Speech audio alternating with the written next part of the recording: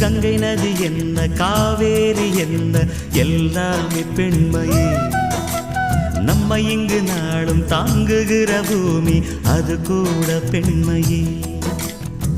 நாடாளும் ஆணுக்கும் வீடாள பெண் வேண்டும். கடல் போன்ற வாழ்வினில் கலங்கரை விளக்கம்தானே பெண்மை. பெண்ணிடம் மனதை கொடுத்து